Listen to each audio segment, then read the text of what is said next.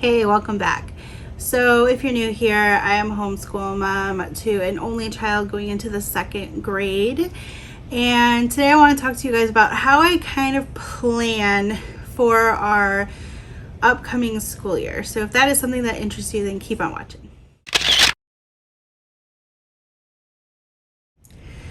Basically, when I get started for planning for the next year, it has varied year by year, but one thing that I have really done is overlooked our curriculum.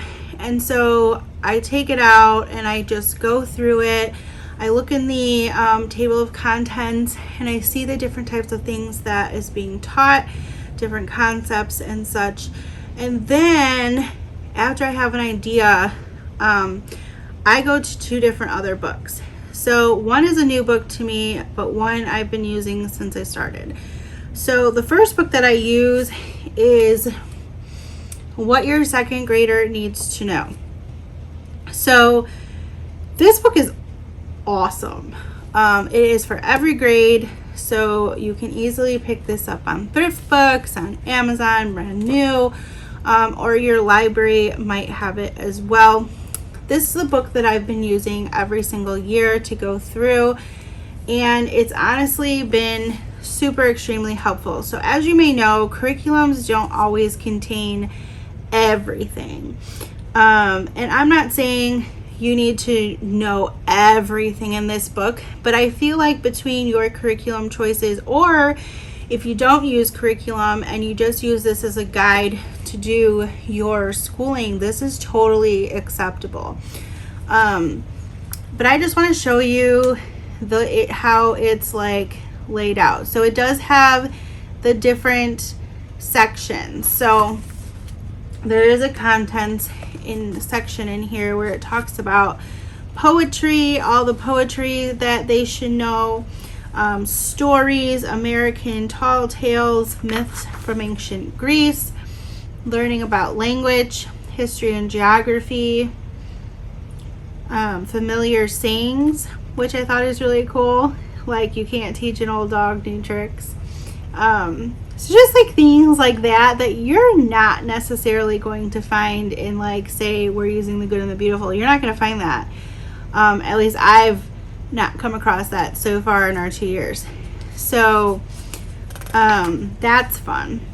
It has visual arts, it has music, math, the different and what everything there to learn in math, and then science, and yeah, that looks like it's it.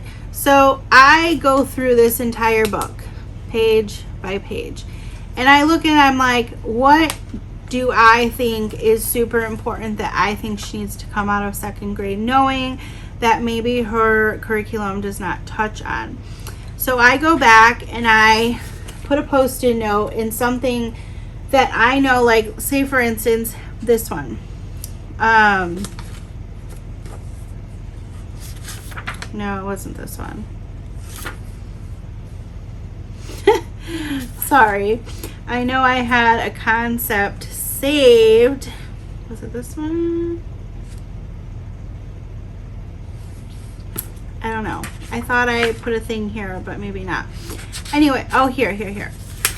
So this is adding in any order, adding 3 numbers. So it does teach the concept to you. So that I think is super cool, because when we go through our math books, it's definitely laid out slightly different for us. And I think that they explain it a little bit better and easier to understand than so far what I've seen in her curriculum book. So worst case scenario, if you're needing help or your kid is stuck or struggling, you can always come to something like this, a different resource, and see how you can explain it better to your child, or maybe it makes more sense to you so that you can then explain how it will make sense to your child. So I love this book and I use it quite often for references. So just because you bought curriculum, you don't want to just assume that that's everything that they need to know.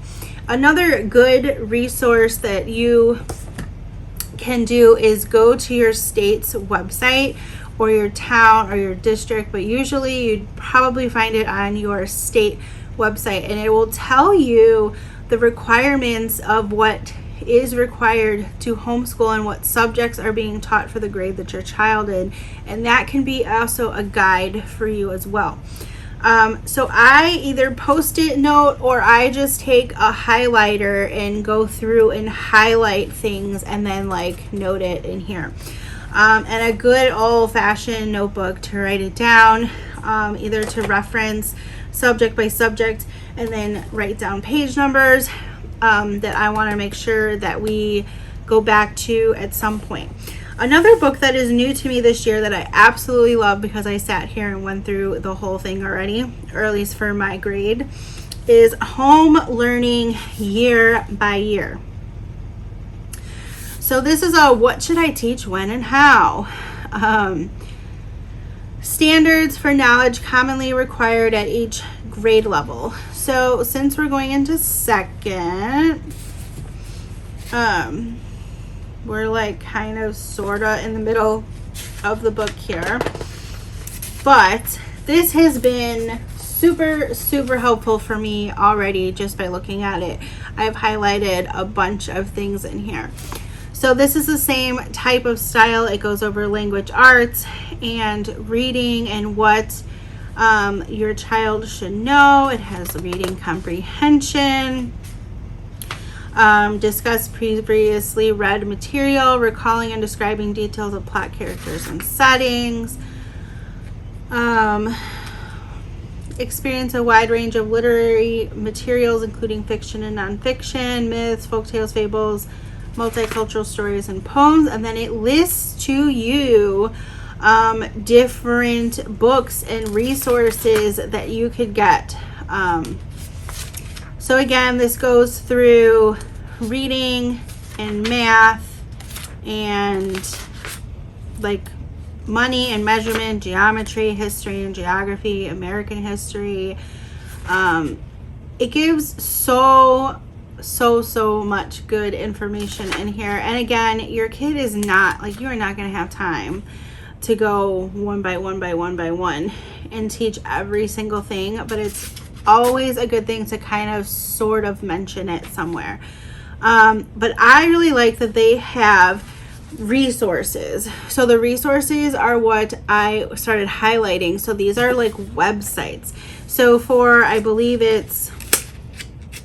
we're in history right now. It has the You Wouldn't Want to Be series by various authors, including Franklin Watts. So it has humorously presented factual accounts of history with colorful, cartoonish illustrations, many titles covering from You Wouldn't Want to Be a Mammoth Hunter, You Wouldn't Want to Be a Sumerian Slave, You Wouldn't Want to Be a World War II Pilot, etc., etc.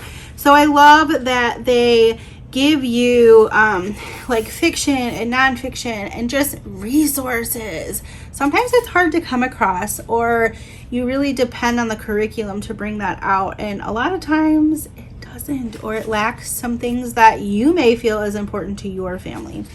So this is just a really good guide. I don't think I had anything else in here.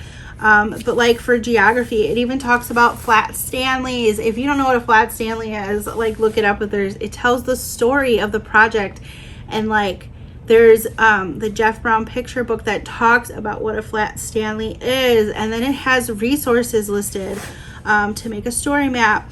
Or there's a postcrossing.com, which is like a postcard project, which is really cool.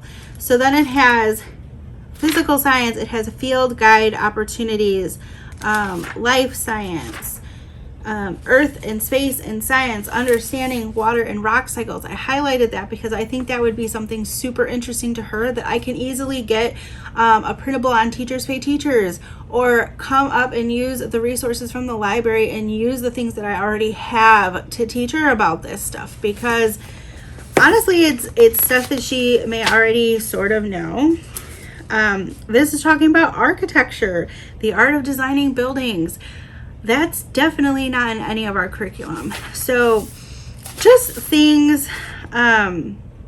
Oh, this one was great. So this is philosophy and comparative religion is the subject here. So I highlighted these things because I thought it was great. It's based on a 2016 article in the New York Times by a psychologist, Tim Kasser, The High Price of Materialism. This is a 6-step solution for kids with gimmies. So it says, give kids a regular allowance and place it in a piggy bank, a mason jar, or a shoebox. Divide the money into 3 categories: spending, saving, and giving. Talk to your kids about family finances. Differentiate between wants and needs. Keep track of what your kids spend. Be aware of what drives them to spend. Find a money mentor. Keep money discussions alive as your kids get older. And then it talks about the giving tree as a resource book to read to your kid. These are the resources that I need to teach my kid these life tasks, because tasks isn't the right word, but I'm not thinking of that word. Life, if you know it, you fill in the blank here. It's just things that you don't think to necessarily teach your kid, or you think they're going to learn it through something, and that's not always the case. But I love the idea of splitting their money into categories and teaching them about that. It also says life skills. They should be able to do household chores, sweeping, dusting, folding clothes, dishes, pets, outdoor chores, watering, weeding, picking vegetables. They should be able to count and make change, help make out a grocery list. They should understand the responsible maintenance of outdoor toys and equipment such as bikes, computer and technology. Be able to type short written things, use the return and tab keys. Like engineering, you might study bridges and buildings. Like, so much good nuggets in this book and this one as well. This obviously is going to be with you year by year because it has, I believe, let's see what years we go up to. Preschool through 12th grade.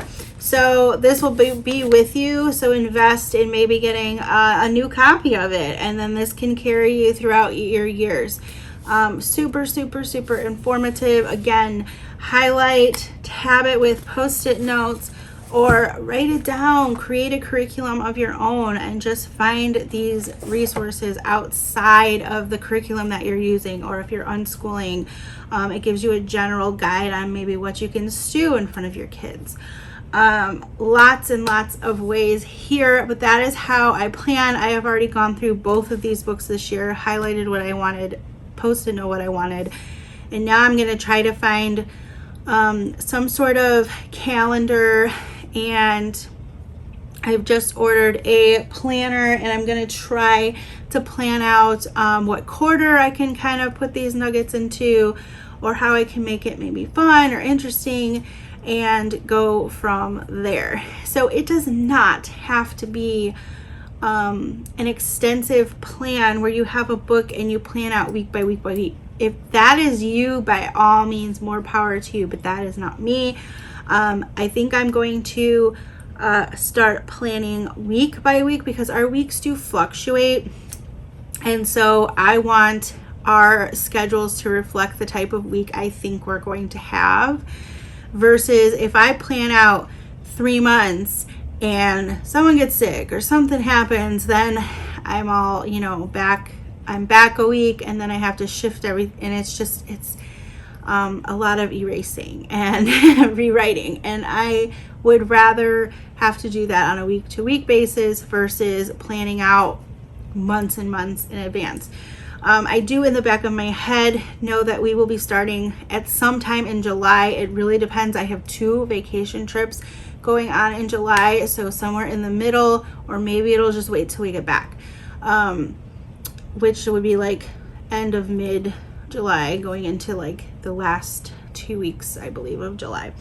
And then we break in December, the entire month from Thanksgiving to New Year's. That worked with us last year, and I think we're going to stick with it this year and just focus on family and doing fun things and just taking a really nice break, maybe throw in a unit study. So these are things that go through my head as far as long-term planning. When it comes to short-term planning, this is what I try to throw in. If I can match it or pair it to something similar that's in their textbooks, then I can kind of throw it into that quarter if I know how many lessons, if I really do the math here. But it doesn't have to be that extensive.